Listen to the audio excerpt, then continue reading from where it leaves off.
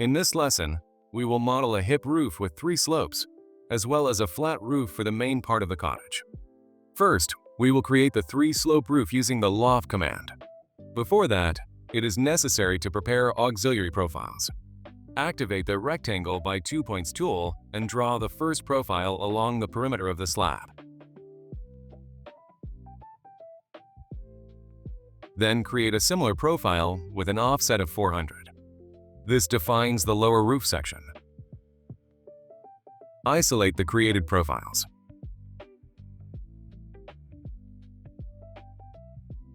Now, create the upper section. Align the edges of the rectangles to form a straight roof face on one side. Draw a rectangle centered on the first profile, with dimensions of 20 by 12,150. Assign it an elevation of 4,800. Then create a copy and move it to an elevation of 4,650. Next, activate the Loft command. Select the lower profile as the first section, then the upper profile at 4,650. As a result, the first solid will be created, an auxiliary volume that will later be subtracted. Run the Loft command again. Select the second lower profile, then the upper profile at 4,800. Now we have the main roof volume. Move created solids to the roof layer. To obtain the correct shape, subtract the first solid from the second one. Activate the Subtraction command. First, select the main solid, from which the subtraction will be performed. Then select the auxiliary solid and confirm the operation. The 3-slope roof is now complete.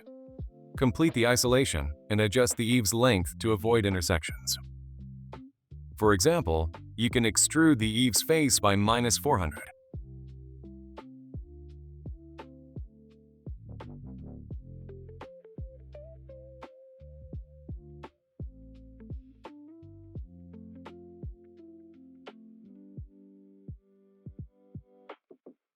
It is also necessary to create an additional wall between the veranda and the roof section. Isolate the roof. Using the Polyline tool, draw the outline of the future wall.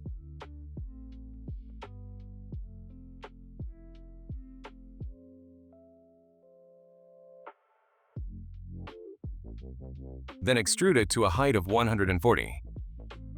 Move created solids to the roof layer. End the isolation.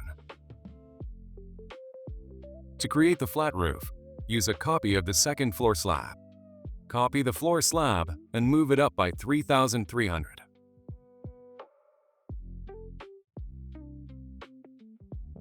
Adjust the length of the floor slab as shown in the video.